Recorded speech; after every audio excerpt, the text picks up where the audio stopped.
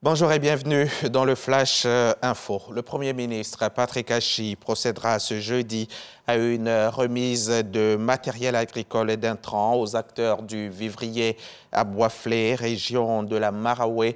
Nos équipes sont déjà sur place. La cérémonie à suivre donc ce soir dans l'édition de 20h. Avant l'étape de Boisflé, Patrick Achi était hier dans le district du Bas-Sassandra, cette fois pour l'inauguration d'importantes infrastructures sanitaires. Le Premier ministre a donc pu inaugurer hier l'hôpital général de Méagui. L'établissement qui est à la pointe de la technologie a eu une capacité de 110 lits. Un bonheur pour les populations de la région, comme nous le dira Alexis Ouedraogo dans le 13h. À 13h également, on prendra la direction de San Pedro où les populations célèbrent aussi l'ouverture officielle par Patrick Achi du tout nouveau centre hospitalier régional dans la ville. Là encore, il faut compter 110 lits et le plateau technique est aussi de dernière génération. Le témoignage d'Alexis Ouedraogo à suivre également dans votre journal. Pendant ce temps-là, ici à Abidjan, le Conseil du café cacao procédait au lancement officiel de la distribution de la carte de producteur de café cacao, distribution qui se fait à l'initiative de l'instance au terme du processus de recensement des producteurs de Côte d'Ivoire et de leurs vergers. Kobena Kwasi Adjoumani était présent à la cérémonie. Jean-Luc Gbangbo, lui aussi, était présent. Après la vaste opération de recensement des producteurs et de géolocalisation de leurs parcelles, les producteurs de café cacao ont reçu leur carte d'identification. Carte, source d'espoir pour ces producteurs. Toutes les professions en Côte d'Ivoire ont des cartes. Les policiers ont des cartes, des gendarmes ont des cartes, des sous-préfets ont des cartes. Le producteur qui aide l'État, qui constitue la base de l'économie ivoirienne, n'avait pas de carte professionnelle. C'est une fierté pour nous. Nous avons une carte de producteur qui vient de résoudre tous les problèmes et qui nous permet d'être payés au juste prix.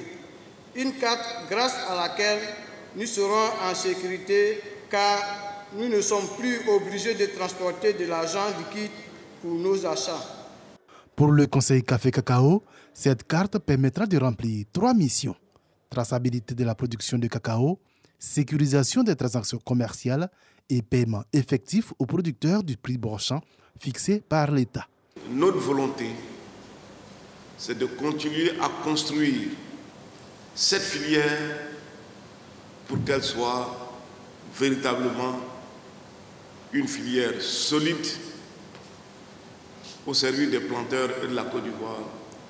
Une réforme qui se présente comme un pas de plus vers la modernisation de l'agriculture ivoirienne avec, pour le producteur, la promesse de revenus décents.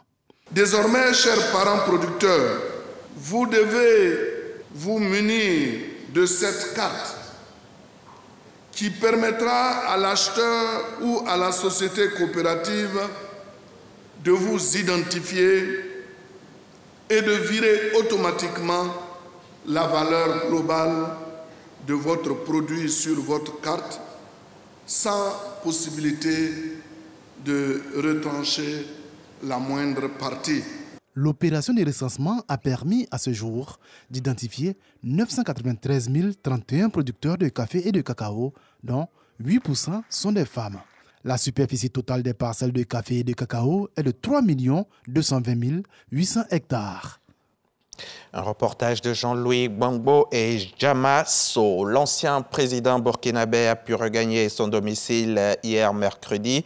Roch-Marc Christian Kaboré était placé en résidence surveillée depuis le 24 janvier dernier, date du coup d'État militaire qu'il a renversé du pouvoir. Le gouvernement burkinabé précise que cette décision intervient après des concertations entamées il y a un peu plus de 3 semaines avec l'ancien président du Faso. Si le gouvernement assure que des mesures sont prises pour garantir sa sécurité, selon des proches de l'ex-président, les conditions de cette mise en liberté sont semblables aux précédentes.